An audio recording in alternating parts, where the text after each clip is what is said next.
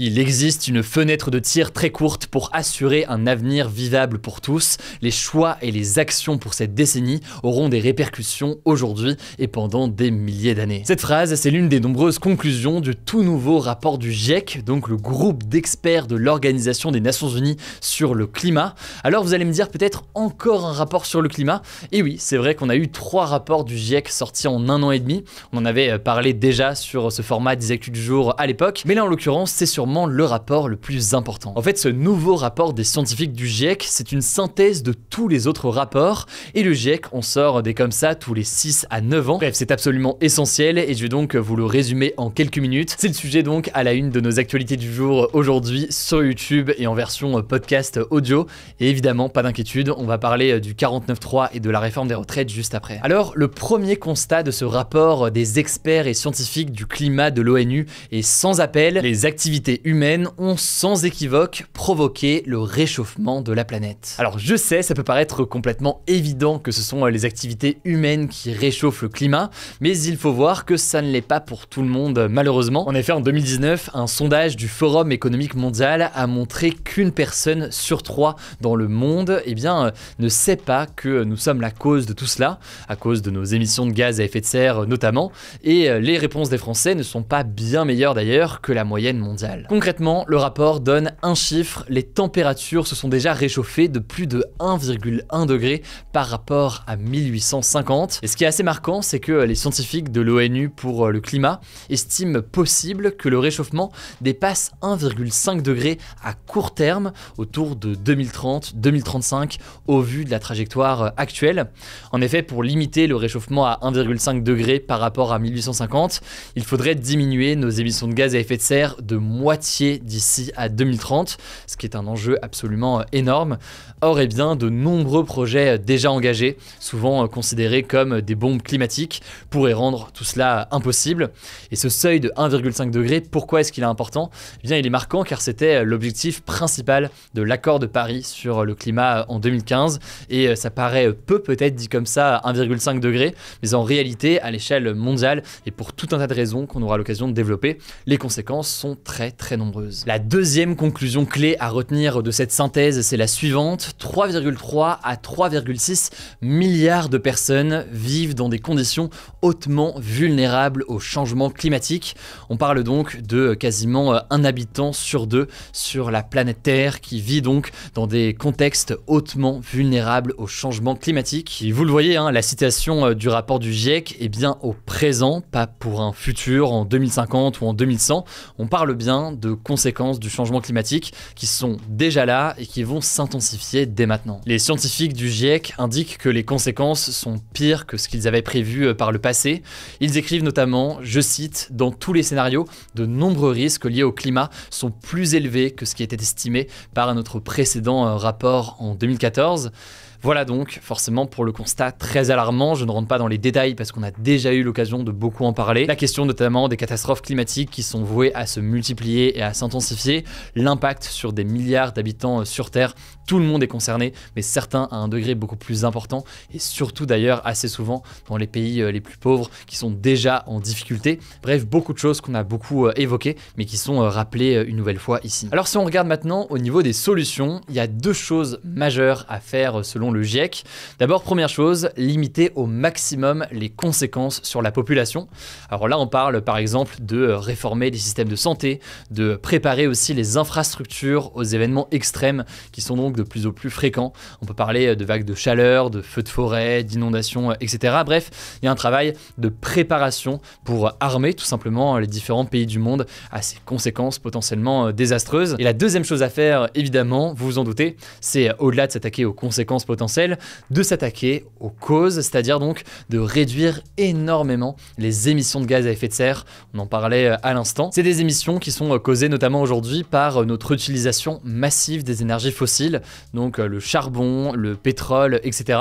Et ce que disait très concrètement l'un des rapports du GIEC l'an dernier, c'est que pour limiter le réchauffement climatique à 1,5 degré d'ici à 2050, il faudrait diminuer l'utilisation du charbon de 95%, du pétrole de 60%, 30% et du gaz de 45% par rapport au niveau de 2019. Autrement dit, c'est une baisse absolument drastique. Et ça, on va pas rentrer dans tous les détails aujourd'hui, mais ça passe évidemment par des moyens de production d'énergie plus décarbonés, comme par exemple les énergies renouvelables, mais aussi un enjeu important de limiter la demande en énergie. Il suffit pas de produire de l'énergie plus verte, mais il faut aussi faire attention à la quantité d'énergie qui est demandée via notre activité. Et là-dessus, toujours selon le GIEC, il est possible d'agir à tous les niveaux, que ce soit du côté des États, des entreprises, mais aussi des individus qui peuvent agir par des changements de comportement ou de mode de vie. Bref, voilà donc pour ce résumé. Alors vous vous dites peut-être que tout ce que je vous ai dit là n'est pas super nouveau, ou alors que c'est assez évident. Si jamais c'est évident pour vous, tant mieux, c'est une bonne nouvelle. Mais c'est très marquant de voir que les experts de l'Organisation des Nations Unies actent tout ça, qu'ils actent et qu'ils montrent aussi que ce qui est fait actuellement à l'échelle mondiale n'est pas suffisant du tout, malheureusement, pour faire face à ce changement climatique et aux conséquences absolument désastreuses pour des milliards de personnes sur Terre. Désolé, du coup, pas le sujet le plus joyeux, mais ça me semblait essentiel d'en parler aujourd'hui. Et je laisse la parole à Blanche pour les actualités en bref. Merci Hugo et salut tout le monde. On commence avec une première actu en France. Aucune motion de censure n'a été adoptée à l'Assemblée nationale ce lundi, ce qui signifie que le gouvernement n'est pas contraint de démissionner. En gros, l'Assemblée nationale votait ce lundi à 16h 2 motions de censure suite au 49.3 utilisé par le gouvernement jeudi dernier sur la réforme des retraites. Ce dispositif, il permet au gouvernement de faire passer un texte sans passer par le vote des députés. Et donc ce lundi, il fallait que 287 députés minimum votent cette motion pour forcer le gouvernement à la démission. Ça n'a donc pas été le cas. La NUPES, l'alliance des partis de gauche et le groupe d'extrême droite, le Rassemblement national, avaient pourtant voté l'une des motions de censure déposées par le groupe centriste LIOT, mais trop peu de députés de droite, les Républicains, ont suivi ce vote. Concrètement, ça signifie que la réforme des retraites est considérée comme adoptée. Alors il y a un dernier recours qui est encore possible devant le Conseil constitutionnel, dont le rôle est de s'assurer que le texte est conforme à la Constitution, la loi suprême du pays. En gros, le Conseil constitutionnel peut censurer une partie ou la totalité du texte. Ceci dit, il y a très peu de chances pour que l'article très contesté sur l'âge de départ à la retraite à 64 ans soit censuré. On suivra ça. Deuxième actu, toujours en France, les premières épreuves du bac ont commencé ce lundi à 14h pour plus de 530 000 lycéens, mais elles pourraient être perturbées par la mobilisation contre la réforme des retraites. En fait, plusieurs syndicats d'enseignants ont appelé à la grève toute cette semaine, notamment pour surveiller les épreuves, dans le but de mettre la pression sur le gouvernement et le faire reculer sur la réforme des retraites. Alors, ça reste quand même à nuancer. Pour l'instant, l'appel n'a pas été beaucoup suivi par les enseignants, parce que le bac est pour beaucoup d'entre eux une limite à ne pas franchir et ils ne souhaitent pas pénaliser les élèves. En plus de ça, les lycées prévoient toujours large sur le nombre de professeurs pour surveiller les épreuves, histoire de pouvoir assurer le bon déroulement, même en cas d'absence. Donc il faudrait vraiment que le mouvement soit très massif pour que les épreuves soient reportées. Troisième actu majeure aujourd'hui, le président russe Vladimir Poutine et le président chinois Xi Jinping se sont rencontrés ce lundi à Moscou, la capitale de la Russie, dans un contexte géopolitique très tendu. L'objectif de cette visite de 3 jours pour la Chine, c'est de s'afficher comme médiateur dans la guerre en Ukraine, même si les liens entre la Chine et la Russie sont tout de même très forts. Xi Jinping a d'ailleurs déclaré ce lundi que les deux pays étaient, je cite, des partenaires fiables. De son côté, Vladimir Poutine a déclaré être prêt à discuter du plan de paix proposé par la Chine pour régler le conflit en Ukraine. En tout cas, cette visite se poursuivra ce mardi avec une journée de négociations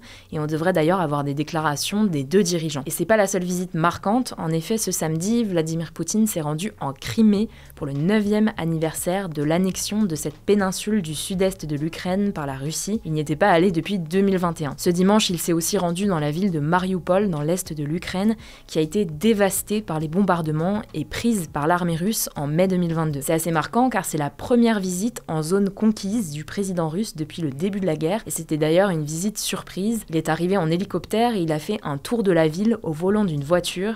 Il a ensuite parlé avec des habitants, visité quelques lieux et a vu les plans de reconstruction de la ville. De leur côté, des autorités ukrainiennes ont dénoncé cette visite et ont qualifié Vladimir Poutine de criminel international. Quatrième actu, c'est la suite d'un feuilleton dont on a beaucoup parlé la semaine dernière autour de la banque Crédit Suisse, dont le cours de bourse s'était brutalement effondré sur fond de perte de confiance des investisseurs. Et bien finalement, on a appris ce lundi que Crédit Suisse allait être racheté par son concurrent UBS, qui est la plus grande banque suisse. C'est une très grosse opération qui a même été supervisée par les autorités suisses. Le président de la Confédération suisse a affirmé que c'était, je cite, la meilleure solution, à la fois pour la Suisse, mais aussi pour l'ensemble du système financier. Ceci dit, cette nouvelle n'a pas totalement rassuré les marchés financiers.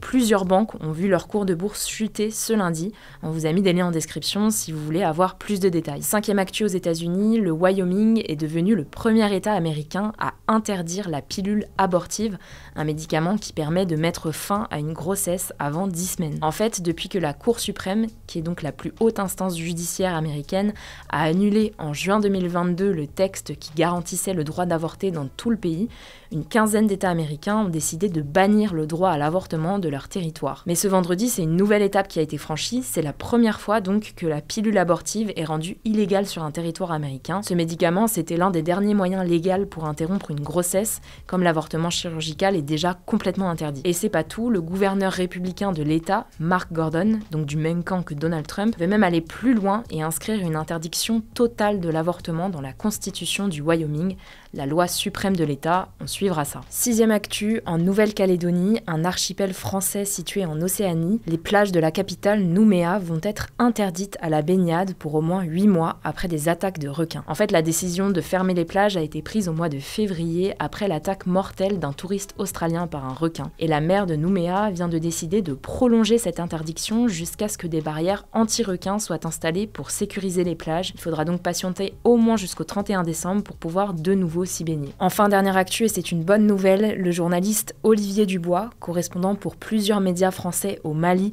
dont Libération, et qui était retenu en otage depuis près de 2 ans, a été libéré ce lundi. En fait, il avait été enlevé par le groupe de soutien à l'islam et aux musulmans, un groupe djihadiste, dans le cadre justement d'une interview d'un cadre djihadiste. Et depuis mai 2021, ses proches avaient très peu de nouvelles de lui, seules 2 vidéos ont été diffusées. Alors, on ne sait pas exactement comment sa libération a été négociée, ce qui est d'ailleurs assez commun dans ce genre d'affaires. En tout cas, il devrait arriver dans la nuit sur le sol français à l'aéroport de Villacoublay en région parisienne. Il s'agissait du dernier otage français dans le monde. Merci beaucoup Blanche. Alors vendredi, il n'y avait pas de débat. Le débat aujourd'hui, c'est le suivant. Faites-vous confiance au gouvernement pour faire face aux défis du changement climatique? Ça se passe directement dans l'onglet communauté. Au passage, merci beaucoup à Anatole de la chaîne Chez Anatole qui nous a aidé à rédiger et à préparer cette vidéo concernant le rapport du GIEC. C'est des sujets souvent techniques. Lui, en l'occurrence, travaille sur le sujet depuis des années. Il a une chaîne YouTube d'ailleurs dédiée à ce sujet-là. N'hésitez pas à vous abonner, je vous mets le lien directement en description. Pensez aussi évidemment à vous abonner à cette chaîne YouTube si jamais c'est pas encore le cas. Je rappelle que ce format est aussi disponible en version podcast. Vous tapez Hugo Décrypte sur Spotify, Apple Podcast ou autre et vous allez pouvoir le retrouver. Et je vous dis du coup à demain pour suivre évidemment le reste de l'actualité très chargée en ce moment, je pense que vous l'aurez remarqué.